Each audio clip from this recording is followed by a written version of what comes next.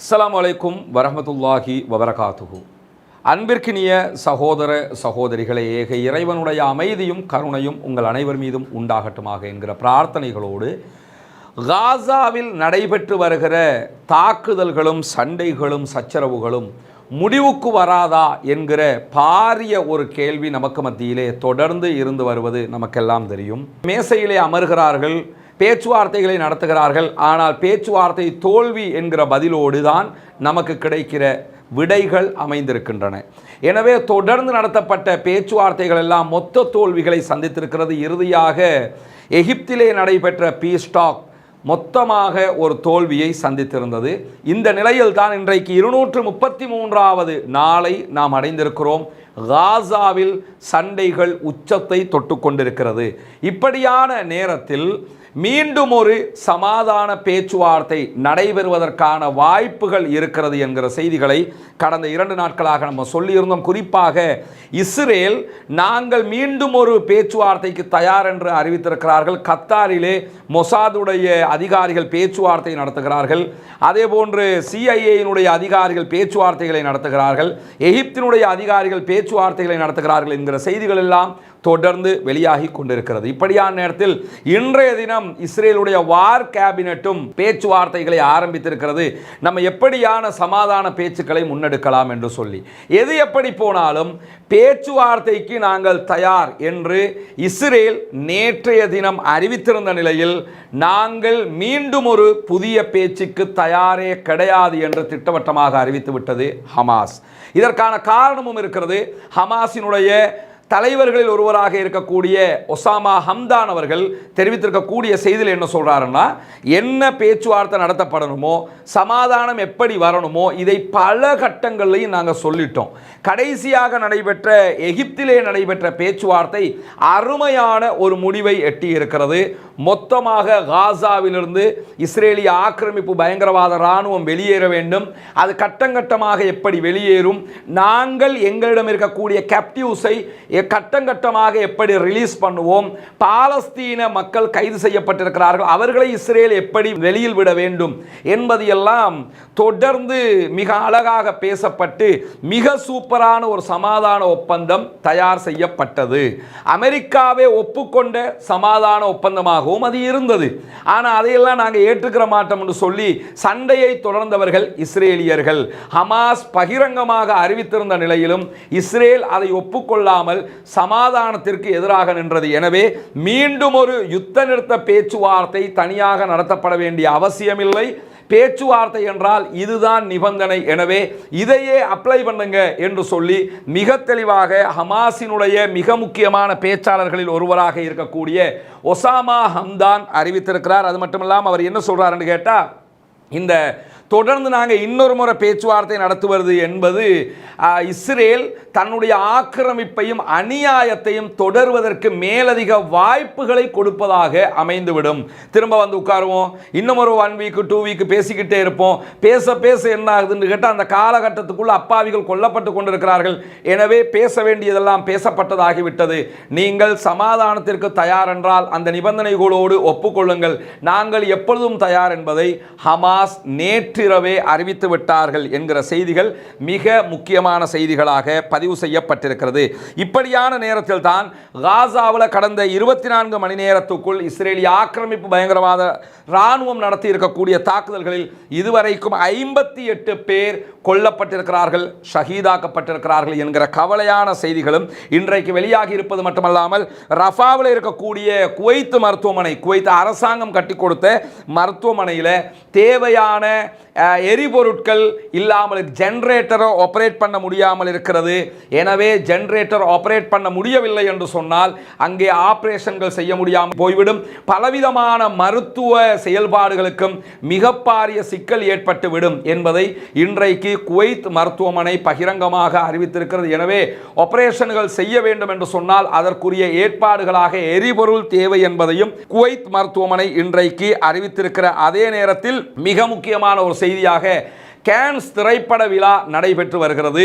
அந்த கேன்ஸ் திரைப்பட விழாவிலே கலந்து கொண்டிருக்கக்கூடிய பல நடிகர்களும் இஸ்ரேலை பாய்காட் பண்ணுங்க என்று சொல்லி தங்களுடைய டிரெஸ்ஸுகள் ஆடைகளில் இப்படியான அறிவித்தல்களை போட்டு ப்ரீ பாலஸ்தீன் என்பதை அவர்கள் தெரிவித்து வருகிறார்கள் என்பது இன்றைக்கு சர்வதேச மட்டத்தில் ஒரு முக்கியமான கருப்பொருளாக பேச்சாக மாறியிருக்கிறது. இதில் நீங்க பார்க்க முடியும், கேன்ஸ் திரைப்பட விழாவிலே பங்கெடுத்திருக்கக்கூடிய நடிகர்கள் அவர்களுடைய டிரெஸ்ஸுகளில் என்ன பண்ணியிருக்கிறாங்கன்னு கேட்டா பாலஸ்தீன கொடியினுடைய அந்த சின்னத்தை இந்த இடத்துல அடிச்சிருக்கிறாங்க. அடிச்சிட்டு ப்ரீ பாலஸ்தீன், பாலஸ்தீன சுதந்திரம் வேண்டும் என்பதை அவர்கள் தெரிவித்திருக்கிறார்கள். சர்வதேச மட்டத்தில் எல்லா பக்கமும் இஸ்ரேலுக்கு அடி விழுந்து கொண்டிருக்கிறது. சர்வதேச மட்டத்தில் ஆதரவு தளம் உருவாகி கொண்டே இருக்கிறது. அப்படி உருவாக்கப்பட்டிருக்கக்கூடிய ஒரு முக்கியமான ஆதரவு தளம் தான் திரைப்பட நடிகர்கள் கூட, சர்வதேச மட்டத்தில் இருக்கக்கூடியவர்கள் கூட தற்போது இது தொடர்பாக பேச ஆரம்பித்திருக்கிறார்கள் என்கிற செய்திகள்.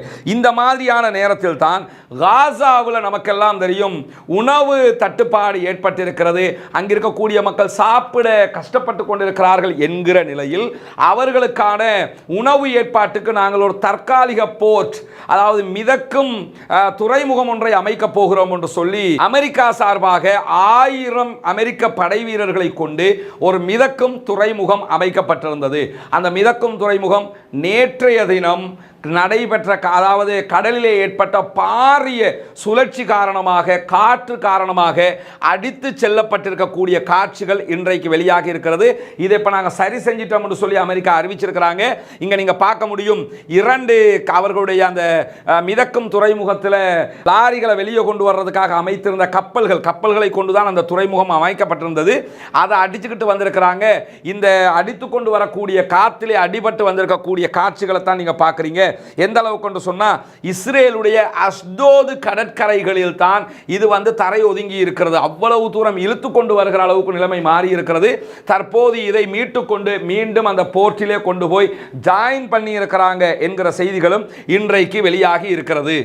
இதில் இந்த காட்சியை நீங்கள் பார்க்க முடியும். அந்த கப்பல்களில் ஒன்று அடித்து அஸ்தோது கடற்கரைகளிலே கரையொதுங்கி இருக்கக்கூடிய காட்சி தான் இது. இது அந்த அவர்கள் அமைத்த தற்காலிக போர்ட்டினுடைய ஒரு பகுதி தான் இது. இந்த தற்காலிக போர்ட்டில் இருந்து, தற்காலிக துறைமுகத்தின் வழியாக இதுவரைக்கும் 93 ட்ரக்குகள் மட்டும்தான் உள்ளே நுழைந்திருப்பதாக சொல்லப்படுகிறது. எனவே அவர்கள் எதற்காக இந்த போர்ட் அமைக்கிறதா சொன்னாங்களோ அது ஒரு கண்கட்டி வித்தை போன்று கண்துடைப்புக்காக செய்யப்பட்ட ஒரு காரியம். பாலஸ்தீன மக்களுக்கு நினைத்ததை போல் தேவையானவை கிடைக்கவில்லை என்பது தெளிவாக தெரிகிறது. ஏன்னு கேட்டால் குறைஞ்சது ஒரு 500யாவது நாங்கள் உள்ள கொண்டு வந்திருக்கிறோம்னா ஒரு கணக்கு, அதெல்லாம் அவங்க பண்ணலை. நாங்கள் சைப்ரஸில் இருந்து கப்பல் வழியாக கொண்டு வர போகிறோம்ங்கிறாங்க. எதுக்குன்னு கேட்டால் இங்கே ரஃபா பார்டர் திறக்கிறது அதை விட ஈஸி. அதை திறக்காமல் இதனால் நாங்கள் உணவு கொடுக்குறோம்னு ஒரு பூச்சாண்டி வேலையை அமெரிக்க மக்களுக்கும் சர்வதேசத்திற்கும் காட்ட நினைக்கிறது. எது எப்படி போனாலும் ஒரு 93 ட்ரக்காவது உள்ள வந்திருக்கிறதுங்கிற ஒரு ஆறுதல் இருக்கிறது. ஆனால் அது தேக்கரண்டி அளவுக்கு உண்டான ஒரு செயல்பாடு தான் என்பதையும் நாம் புரிந்து கொள்ள கடமைப்பட்டிருக்கிறோம். இந்த மாதிரியான நேரத்தில் இன்றைக்கு இன்னும் ஒரு முக்கியமான சம்பவம் நடைபெற்றிருக்கிறது. ஒரு மகிழ்ச்சியான சம்பவம் என்னவென்று சொன்னால், நமக்கெல்லாம் தெரியும் இந்த ரஃபா பார்டர், எகிப்துக்கும் காசாவுக்கும் இடையிலே இருக்கக்கூடிய பார்டர். இந்த ரஃபா பார்டரை, ரஃபா மீதான தாக்குதல்களை ஆரம்பித்தவுடன் உடனடியாக இழுத்து மூடுவதாக அறிவித்தது இஸ்ரேலிய ஆக்கிரமிப்பு பயங்கரவாத இராணுவம். 2007 மேற்கொள்ளப்பட்ட ஒரு ஒப்பந்தம் பிரகாரம் எகிப்துக்கு ரஃபா பார்டரில் எந்த விதமான அதிகாரங்களும் கிடையாது. ரஃபா பார்டருக்கு காவலுக்கு மட்டும்தான் எகிப்து இராணுவம் நிற்கும். அதை திறக்கணுமா மூடணுமா என்கிற முடிவை இஸ்ரேல் தான் எடுக்கும் என்பது அவர்களுடைய நிபந்தனையாக ஒப்புக்கொள்ளப்பட்டு 2007 அப்படி ஒரு ஒப்பந்தம் நடைமுறைக்கு வந்திருக்கிறது. எனவே எகிப்தினுடைய ஒரு முட்டாள்தனத்தினால் அல்லது இஸ்ரேலுடைய புத்திசாலித்தனம் என்று நினைத்துக் கொண்டு எகிப்து மாட்டிக்கொண்ட காரணத்தினால் போடப்பட்ட ஒரு கையெழுத்து அது. இந்த நேரத்தில் ரஃபா மீதான தாக்குதல்களை அவங்க ஆரம்பித்ததோடு என்ன பண்ணாங்கன்னு சொன்னால், நாங்கள் ரஃபா பார்டரை மூடுறோம்னு சொல்லி மூடிட்டாங்க. 11,000 ட்ரக்குகள் அங்கே நிறுத்தப்பட்டு கொண்டிருக்கிறது. உள்ளே உணவுகள் போக வழி இல்லை என்கிற நிலையில் இன்றைக்கு எகிப்து ஒரு தரமான முடிவை எடுத்திருக்கிறார்கள். அதிரடியான ஒரு முடிவை எடுத்திருக்கிறார்கள்.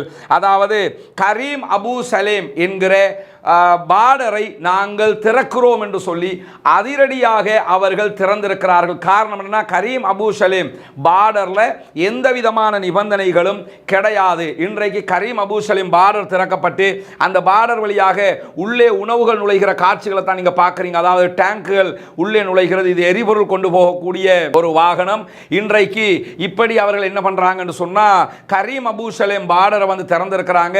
இதுவரைக்கும் 90க்கும் மேற்பட்ட ட்ரக்குகள் உள்ளே நுழைந்திருப்பதாக சொல்லப்படுகிறது.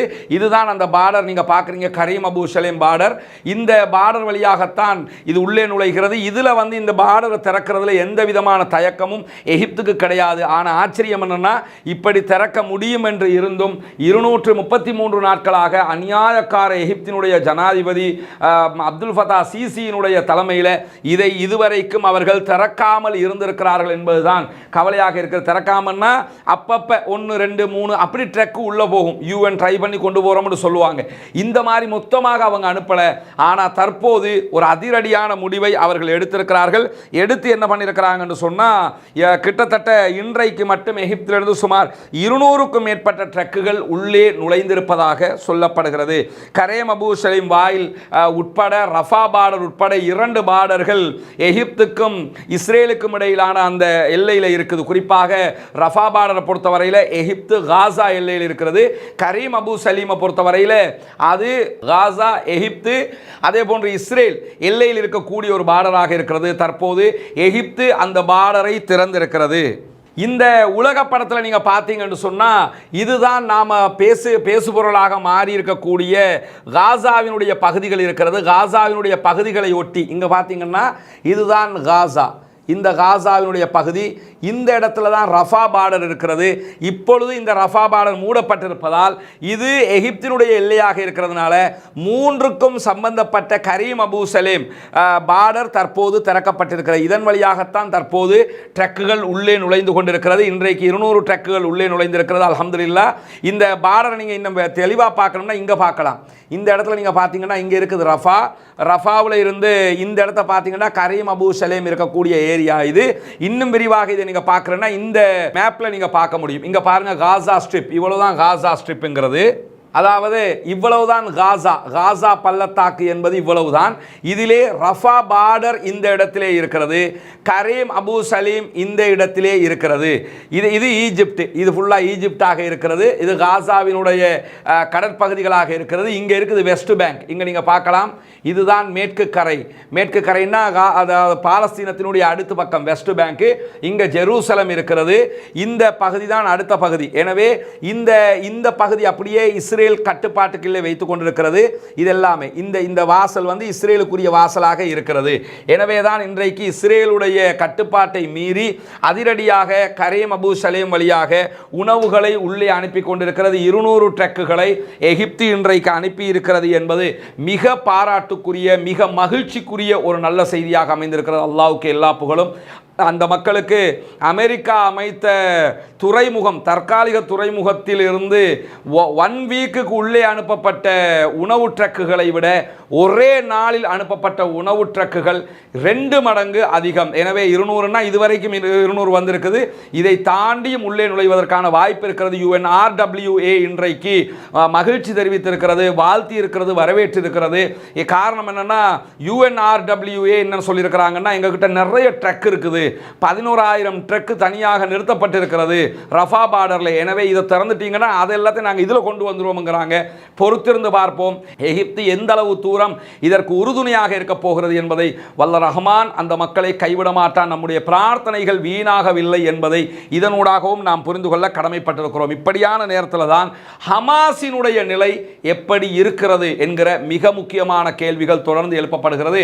காரணம் என்னன்னா, ஹமாஸை அழிக்கப் போகிறோம் என்று போனவர்கள் இதுவரைக்கும் ஹமாஸை அழிக்கவில்லை என்கிற நிலையில் இன்றைக்கு தோஹா கத்தாரினுடைய மிக முக்கியமான பல்கலைக்கழக பேராசிரியர்களில் ஒருவரிடத்தில் குறிப்பாக அல் ஜசீரா நடத்திய பேட்டியில் அவர் தெளிவாக சொல்லியிருக்கக்கூடிய செய்திகள் இன்றைக்கு ஆச்சரியமாக வெளிவந்திருக்கிறது. அமெரிக்காவினுடைய பல பத்திரிகைகளை இந்த செய்தியை வெளிப்படையாக வெளியிட்டிருக்கிறார்கள். அந்த செய்தியை நம்ம பார்த்தோம்னு சொன்னால், ஹமாஸ் இதுவரைக்கும் நடந்த சண்டைகளில் நார்த்து காசாவில் மட்டுமே 70% தங்களுடைய பலத்தை தக்க வைத்துக் கொண்டிருக்கிறார்கள். 30% பலத்தை தான் ஹமாஸ் இழந்திருப்பதாக தெரிகிறது. அவர்கள் மேலும் மேலும் பலமாக இருப்பது மட்டுமல்லாமல் ஹமாஸ் மேலதிகமாக பல பேரை தங்களுடைய படைகளில் இணைத்து கொண்டும் வருகிறார்கள். அதுவும் அவர்களுக்கு ஒரு பாரிய வெற்றியாக அமைந்திருக்கிறது என்கிற செய்திகளும் இன்றைக்கு வெளியாகி இருப்பது மட்டுமல்லாமல், வெடிக்காத இஸ்ரேலுடைய குண்டுகளை எல்லாம் ஹமாஸ் எடுத்து மீண்டும் பயன்படுத்த ஆரம்பித்திருக்கிறது. இது ஒரு முக்கியமான ஒரு விவகாரம். இந்த தாக்குதல்கள் ஆரம்பிக்கப்பட்ட ஆரம்ப கட்டங்களில் நம்ம சொன்ன ஒரு விஷயம்தான். ஹமாஸினுடைய வெற்றிக்கு ஒரு காரணமாக இருப்பது ரிவர்ஸ் என்ஜினியரிங் என்று சொல்லுவார்கள். இன்ஜினியரிங், ரிவர்ஸ் என்ஜினியரிங் ரெண்டு சொல்லுவாங்க. அது ஏற்கனவே நம்ம புரிய வச்சிருக்கோம். புரியாதவங்களுக்கு சொல்லிடுவோம். வளமையாக ஒரு பொருளை இயற்கையாக முதல்ல தயாரித்து ஒன்று வெளியிடுவாங்க. இதே நேரத்தில் இப்போ சைனாவை எடுத்துக்கிட்டிங்கன்னா, ஒரு ஐஃபோனை தயாரித்து ஆப்பிள் கம்பெனி வெளியே விட்டுட்டான்னு சொன்னால் அதை அப்படியே டூப்ளிகேட் அடிப்பாங்களா இல்லையா? அதை அப்படியே பார்த்து அதை பிரித்து மேஞ்சி என்ன பண்ணுவான்னு கேட்டால் அவன் அது மாதிரி ஒன்று அடித்து போட்டுருவான். எல்லா கண்டுபிடிப்புகளுக்கும் டூப்ளிகேட் அடிப்பாங்களா இல்லையா? அதே மாதிரி ஒன்றை தயார் செய்வாங்க. இது ரிவர்ஸ் என்ஜினியரிங்னு சொல்லுவாங்க. இருக்கிற ஒன்றை கலட்டி பிரித்து மேஞ்சி தங்களுக்கு தேவையான மாதிரி மாற்றி அமைப்பது. அப்படி அமைப்பதில் பலே கில்லாடிகளாக ஹமாஸ் படை இருக்கிறது என்பது கடந்த காலங்களிலே நம்ம சொல்லியிருந்தோம். அவர்களுடைய வெற்றிக்கு அது பெரிய காரணமாக இருக்கிறது. அவங்க வெளிநாட்டில் இருந்து வாங்கக்கூடிய அல்லது பெற்றுக்கொள்ளக்கூடிய ஆயுதங்களை கூட ரிவர்ஸ் என்ஜினியரிங் செஞ்சு மாற்றிக்கிறாங்க என்பதுதான் இஸ்ரேலுக்கு இருக்கக்கூடிய மிகப்பெரிய தலையீடுகளில் ஒன்று. அந்த வகையில் தற்போது இஸ்ரேல் காசாவில் பயன்படுத்துகிற ஆயுதங்களில் வெடிக்காத குண்டுகள் சிலது வெடிக்காமல் விட்டுரும். அந்த குண்டுகளை எல்லாம் உடனடியாக ஹமாஸ் கைப்பற்றிக் கொள்கிறது. அதை அடுத்து அவர்கள் மீளுருவாக்கம் செய்து கொள்கிறார்கள். அதன் மூலமாகவும் தாக்குதல் நடத்துகிறார்கள். எனவே ஹமாஸை பொறுத்தவரையில் ஆயுதங்கள் என்பது அவர்களுக்கு குறைவடையவில்லை. அவர்களிடத்தில் அவர்களுடைய ஆயுதங்கள் பலமாக இருக்கிறது. ஆயுத விநியோகத்தில் எந்த விதமான பிரச்சனைகளும் அவர்களுக்கு இல்லை என்கிறது அல் ஜசீரா. எனவே ஹமாஸ் பலமாகத்தான் இருக்கிறது என்பதை புரிந்து கொள்வதற்காக இந்த செய்திகளை அல் ஜசீரா நேற்று வெளியிட்டிருக்கிறார். அதே நேரத்தில் ஜபாலியா பகுதிகளில் பாரிய உச்சகட்ட தாக்குதல்கள் தற்போது நடைபெற்று வருகிறது என்கிற செய்திகளை தொடர்ந்து 15 நாட்களாக நம்ம பார்த்து வர்றோம். இன்றைய தினமும் பாரிய தாக்குதல்கள் நடைபெற்று வருகிறது. குறிப்பாக ஜபாலியாவில் ஹமாஸோடு மோதி ஜெயிக்க முடியாத நிலையில் பொதுமக்களை நோக்கி தாக்குதல்களை உச்சகட்டமாக தொடர்ந்து இருக்கிறது இஸ்ரேலிய ஆக்கிரமிப்பு பயங்கரவாத இராணுவம். பொதுமக்கள் மீண்டும் ஜபாலியாவை விட்டு, நார்த்து காசாவை விட்டு சவுத்து காசாவுக்கு இடம்பெயர ஆரம்பித்திருக்கிறார்கள். இதே நேரத்தில் ஜபாலியாவில் நடக்கக்கூடிய சண்டைகளை பொறுத்தவரையில் இன்றைக்கு ஜபாலியா அகதி முகாமுக்கு அருகாமையில் இருக்கக்கூடிய அல் கசாசிப் என்கிற ஒரு பகுதி, அந்த பகுதியில் இருக்கக்கூடிய இஸ்ரேலிய ஆக்கிரமிப்பு பயங்கரவாத இராணுவத்தினுடைய முழு படைப்பிரிவையுமே நாங்கள் அழித்து விட்டோம் என்று கஸ்ஸாம் பிரிகேட் அறிவித்திருப்பது மட்டுமல்லாமல், இன்றைக்கு கஸ்ஸாம் பிரிகேட் நிறைய வீடியோக்களை வெளியிட்டிருக்கிறாங்க. நம்ம அந்த வீடியோக்களை வெளியிட முடியாது.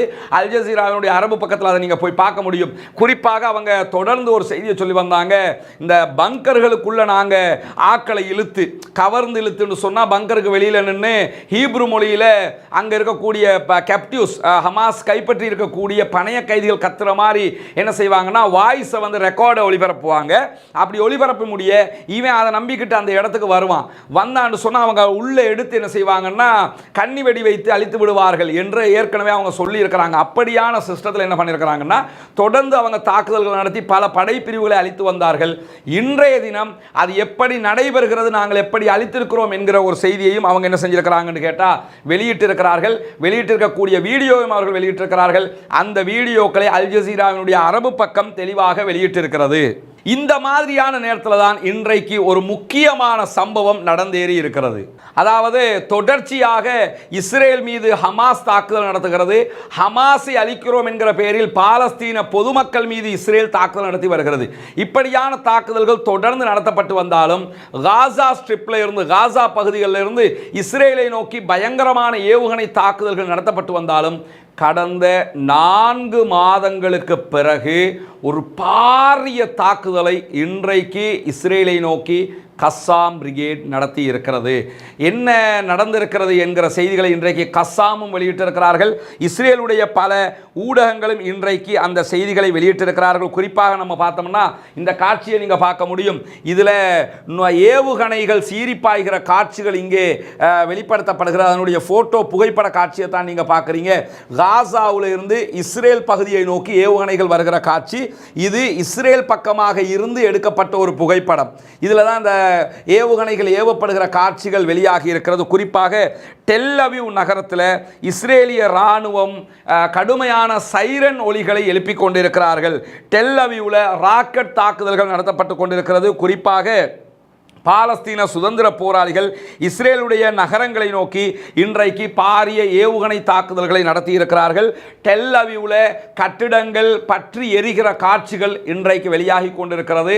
அதனுடைய செய்திகளை எல்லாம் இன்றைக்கு பிரஸ் டிவி உள்ளிட்ட பல சர்வதேச ஊடகங்களும் வெளிப்படுத்தி கொண்டிருக்கிறார்கள். அவ்வளவு தாக்குதல்கள் இன்றைக்கு டெல் அவிவை நோக்கி நடத்தப்பட்டு கொண்டிருக்கிறது. குறிப்பாக டெல் அவிவ் பகுதிகளில் 15க்கு மேற்பட்ட வெடிச்சத்தங்கள் கேட்டதாக இஸ்ரேலுக்குள்ளே இருக்கக்கூடிய இஸ்ரேலி டைம்ஸ் உள்ளிட்ட உள்ளூர் ஊடகங்கள் தெரிவிக்கிறது. 15க்கு மேற்பட்ட இடங்கள் அட்டாக் பண்ணப்பட்டிருக்குன்னு அர்த்தம். 15 வெடிச்சத்தங்கள் கேட்டிருக்குன்னு சொன்னால் 15க்கு மேற்பட்ட இடங்களில் ஏவுகணை தாக்குதல்கள் நடத்தப்பட்டிருக்கிறது. இதே நேரத்தில் ரஃபாவில் இருந்துதான் இந்த தாக்குதல்கள் ராக்கெட்டுகள் வீசப்பட்டதாக இஸ்ரேலுடைய ஊடகங்கள் சொல்லுகிற அதே நேரத்தில் டெல் அவிவை தவிர்த்து இஸ்ரேலுடைய மிக முக்கியமான ஒரு நகரமாக இருக்கக்கூடிய ஹெர்சிலியா, அதே நேரத்தில் பெட்டாடிக்வா ஆகிய நகரங்கள் மீதும் இன்றைக்கு பாரிய ஏவுகணை தாக்குதல்கள் ராக்கெட் குண்டு தாக்குதல்களை கஸ்ஸாம் பிரிகேட் நடத்தி இருக்கிறது என்கிற செய்திகள் வெளியாகி இருக்கிற அதே நேரம் கிட்டத்தட்ட 10 ராக்கெட்டுகள் சரமாரியாக தாக்குதல் நடத்தியதாக இஸ்ரேலி டைம்ஸ் இன்றைக்கு தி டைம்ஸ் ஆஃப் இஸ்ரேல் இன்றைக்கு செய்தி வெளியிட்டிருக்கிறது.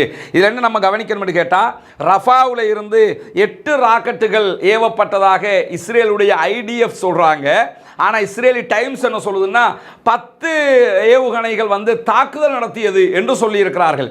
8 ஏவப்பட்டால் எப்படிடா 10 தாக்குங்கிற கேள்வி வருமா இல்லையா?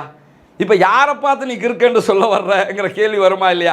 இராணுவம் என்ன சொல்கிறாங்கன்னா காசாவிலிருந்து கஸ்ஸாம் பிரிகேடால் 8 ஏவுகணைகள் தான் ஏவி இருந்தாங்களாம். அதுலேயும் பலதை வந்து அவங்களுடைய அயன் டோம் வந்து அப்படி சுட்டு தள்ளிடுச்சான் அப்படின்னு அவங்க சொல்லியிருக்கிறாங்க. ஆனால் தி இஸ்ரேலி டைம்ஸ் என்ன சொல்கிறாங்கன்னா பத்திரிகை செய்தி, அவங்களோட உள்ளூர் பத்திரிகை என்ன சொல்லுதுன்னு கேட்டால் 10 இடத்துல டெல் அவிவ்ல மட்டும் வெடிச்சத்தம் கேட்டது, வெடிச்சது, தாக்குதல் நடத்தப்பட்டது, சரமாரியான அட்டாக் நடத்தப்பட்டது என்று இஸ்ரேலி டைம்ஸ் பத்திரிகை சொல்கிறது. இப்போ யார் சொல்கிறது உண்மை? பத்திரிக்கைக்காரன் அல் ஜசீராவை வெளியே போட்டாலும் அங்கே இருக்கிற பத்திரிக்கைக்காரன் கரெக்டாக சொல்லியிருக்காங்க. அவன் குறைச்சி தான் அவங்களும் சொல்லுவாங்க. குறைச்சி சொன்னதில் அவன் 10ங்கிறான், இவன் 8ங்கிறான். 8லையும் நிறைய ராக்கெட்டுகளை அயன்டோம் வந்து தடுத்துருச்சுங்கிறாங்க. அயன்டோம் தடுத்திருந்தா குறைஞ்ச ஒரு 6-7 தடுத்து 1-2 விழுந்துருச்சு என்று தானே சொல்லணும். ஆனால் 10 அட்டாக் பண்ணப்பட்டிருக்குது. அது எப்படி 8 ராக்கெட்டில் 10 எப்படி தாக்குதல் நடத்தும்? யோசிக்கணுமா இல்லையா? எனவே பச்சை பொய் சொல்கிறான். இஸ்ரேலி டைம்ஸு 10 குறைச்சி சொல்லிக்கிட்டு இருக்கிறான். இவன் 8 தான் ஏவப்பட்டுச்சுங்கிறான். 8 ஏவினா 10 தாக்குதல் நடத்த முடியாது. 10 ஏவி 8 தாக்குதல் நடத்துச்சு, 2 வந்து அயன் டோம் தடுத்துருச்சுன்னு சொன்னால் அது ஒரு கணக்கு. ஆனால் 8 தான் வந்துச்சான், ஆனால் 10 இடத்துல தாக்குதல் நடத்தப்பட்டுச்சு. ஏண்டா ஒவ்வொன்றிலையும் 2 வந்துச்சப்ப அப்படின்னு கேள்வி வருமா இல்லையா? எனவே இவர்கள் பொய் சொல்லி மறைக்க நினைத்தாலும் இன்றைய தினம் பாரிய தாக்குதல்கள் நடத்தப்பட்டிருக்கு. அதனுடைய வீடியோக்கள் எல்லாம் இன்றைக்கு கஸ்ஸாம் பிரிகேட் வெளியிட்டிருக்கிறாங்க. 4 மாதங்களுக்கு பிறகு இஸ்ரேலுக்குள் நேரடியாக குறிப்பாக டெல் அவிவ்ல இப்படியான ஒரு தாக்குதலை அவர்கள் நடத்தியிருக்கிறார்கள். டெல் அவிவ் தாண்டி இன்னும் 2 முக்கியமான நகரங்கள் மீதும் அவர்கள் தாக்குதல் நடத்தி இருக்கிறார்கள். இந்த இடத்துல என்ன கவனிக்கணும்னு கேட்டால் 230 நாட்களை தாண்டி இந்த யுத்தத்தில் இஸ்ரேலை ஹமாஸ் இப்படி ஒரு தாக்குதல் நடத்தி இருப்பது ஹமாஸினுடைய தாக்கும் திறன் குறையவில்லை என்பதற்கான ஒரு ஆதாரமாக ஆய்வாளர்களால் பார்க்கப்படுவது மட்டுமல்லாமல் இஸ்ரேலுக்குள்ளே இருக்கக்கூடிய இஸ்ரேலிய பொதுமக்கள் சொல்லக்கூடிய செய்திகள் இன்றைக்கு வெளியாகி இருக்கிறது. என்னென்னு சொன்னால், நாங்கள் கஸ்ஸாம் பிரிகேடை அழிச்சிட்டோம், நாங்கள் மற்றவங்களை ஹமாஸை இல்லாமலாக்கிட்டோம், இதுக்கு பிறகு ஹமாஸில் இருந்து எந்த தொந்தரவும் நமக்கு இருக்காது என்று சொல்லி ஒரு பில்டப்பை அதாவது ஹமாஸுக்கு எதிராக அங்கிருக்கக்கூடிய இஸ்ரேலிய டிஃபென்ஸ் போர்சஸும் அரசாங்கமும் கட்டமைத்து வைத்திருந்தார்கள். ஆனால் இன்னைக்கு 4 மாதங்களுக்கு பிறகு எப்படி ஆரம்பத்தில் தாக்குதல்கள் நடத்தினார்களோ அதே பலத்தோட உச்சகட்ட தாக்குதல்களை இன்றைக்கு கஸ்ஸாம் பிரிகேட் நடத்தி இருக்கிறது.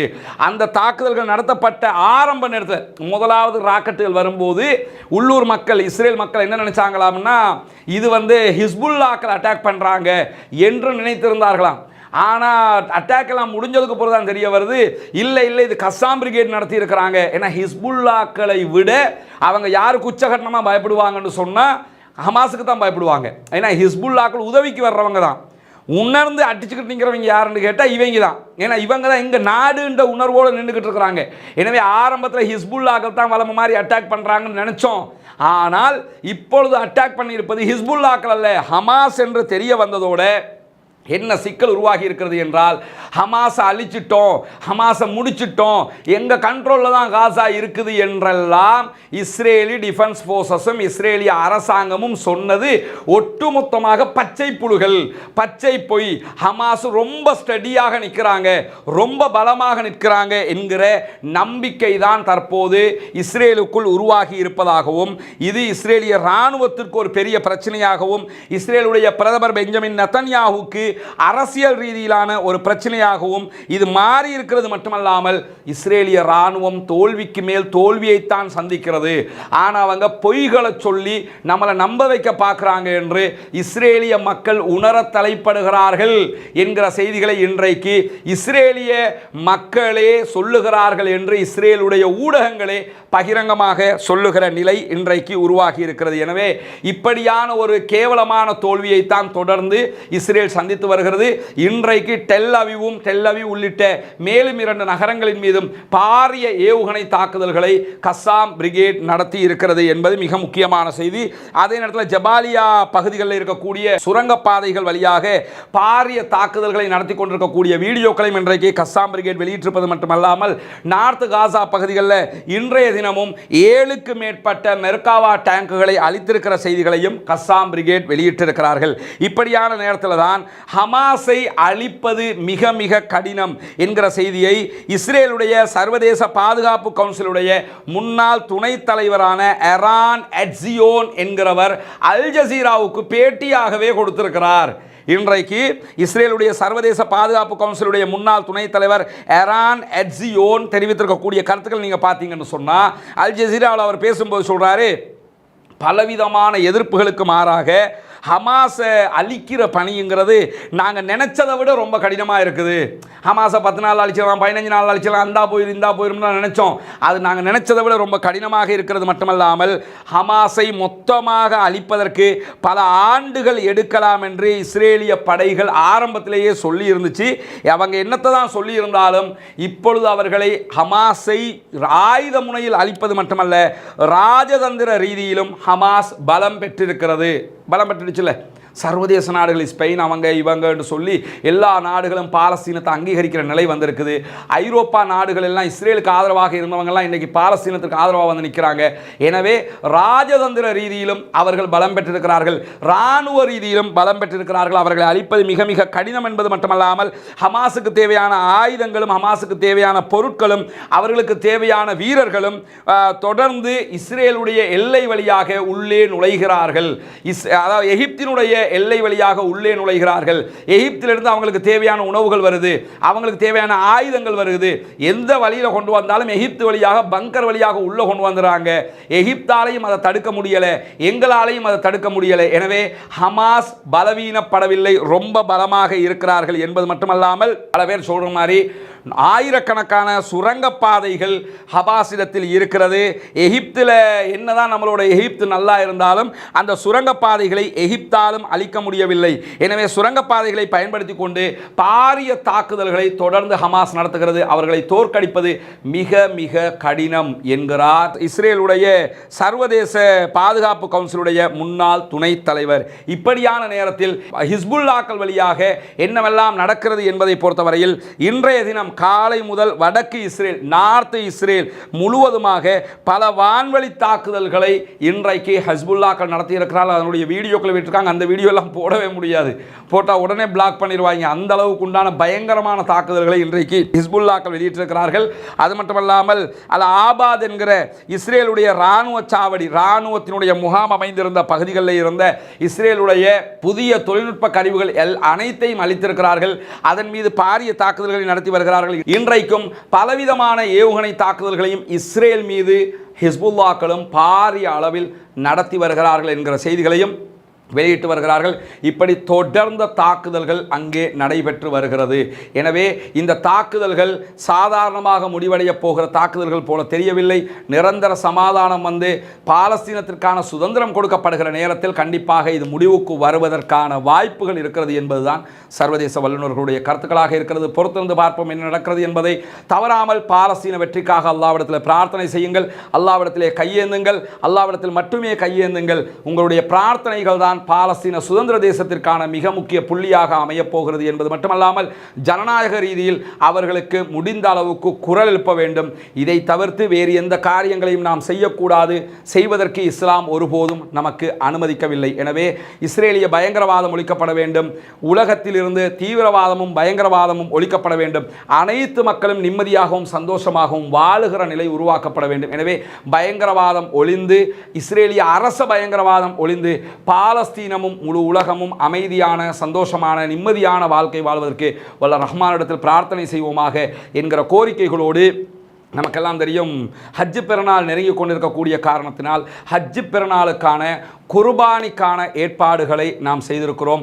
ரமலானில் எப்படி ரமலானுக்கான இபாதத்துகளுக்கான பலவிதமான பணிகளை நம்ம மேற்கொண்டோமோ, மாணவர்களுக்கான தேவையான கல்வி உபகரணங்கள் வழங்குவதற்கான ஏற்பாடுகளை நம்ம எப்படி செஞ்சு வர்றோமோ, அந்த அடிப்படையில் ஹஜ்ஜு பெருநாள் குர்பானி ஏற்பாடுகளையும் நபி வழியில் செய்வதற்கான ஏற்பாடுகள் செய்யப்பட்டிருக்கிறது. ஒரு பங்கு, ஒரு மாட்டில் 7 பேர் நம்ம இணைய முடியும், இணைந்து குர்பானி கொடுக்க முடியும். ஒரு பங்கு 37,000 ரூபாய்களாக, இலங்கை ரூபாய்களாக நிர்ணயிக்கப்பட்டிருக்கிறது. ஏழை மக்களுக்கான குர்பானி உணவுகள் சென்றடைவதற்கு விரும்பக்கூடிய சகோதரர்கள் உங்களுடைய குர்பானி பங்குகளை தாராளமாக தந்துதவ முடியும். முன்னால் தெரிகிற நம்முடைய தொலைபேசி இலக்கத்திற்கு வாட்ஸ்அப் மூலமாக நீங்கள் தொடர்பு கொள்ள முடியும். தொடர்பு கொண்டு உங்களுடைய குர்பானி பிராணிகளுடைய பங்குகளை நீங்கள் ஒதுக்கிக் கொள்ள முடியும். நபி வழி பிரகாரம் குர்பானிகள் அறுக்கப்பட்டு ஏழை எளிய மக்களுக்கு கொண்டு போய் சேர்க்கிற பணியை நம்முடைய சகோதரர்கள் செய்து முடிப்பார்கள். அல்ஹம்துலில்லாஹ். ஏற்கனவே பல பணிகளையும் மிகச்சிறப்பாக செய்து முடித்திருக்கிறோம் என்பது உங்களுக்கு தெரியும். எனவே அந்த மக்களுக்காக அல்லாஹ்வுடைய திருப்பொருத்தத்தை நாடி வழங்கக்கூடிய மக்கள் ஒரு குறிப்பிட்ட நாட்கள் மாத்திரமே இருக்கிற காரணத்தினால் உங்களுடைய குர்பானி பிராணிகளுக்கான பங்குகளை ஒதுக்கிக் கொள்ள முன்வாருங்கள் என்கிற கோரிக்கையை நாம் விடுக்கிறதோடு, ஒரு பங்கினுடைய விலை 37,000 ரூபாய், இலங்கை ரூபாய்கள் என்று நிர்ணயிக்கப்பட்டிருக்கிறது. எனவே உள்ளூரில் இருக்கக்கூடிய சகோதரர்கள், வெளிநாடு வாழ் சகோதரர்கள் உங்களால் முடிந்த பங்குகளை இதற்காக ஒதுக்கி ஏழை எளிய மக்களுக்கு அந்த குர்பானி உணவுகள் போய் சேர்வதற்கான ஏற்பாடுகளை செய்ய முடியும். அதற்கு தொடர்பு கொள்ள விரும்புகிற சகோதரர்கள் முன்னால் இருக்கக்கூடிய நம்முடைய தொலைபேசி இலக்கத்திற்கு வாட்ஸ்அப் வழியாகவும் தொலைபேசி வழியாகவும் தொடர்பு கொண்டு நபி வழிப்படி இந்த காரியத்தை முன்னெடுப்பதற்கு உங்களுடைய உதவி ஒத்தாசைகளை வழங்குமாறு கேட்டு முடித்துக் கொள்கிறேன். வாஹ்ரு தஅவானா அல்ஹம்துலில்லாஹி ரப்பில் ஆலமீன்.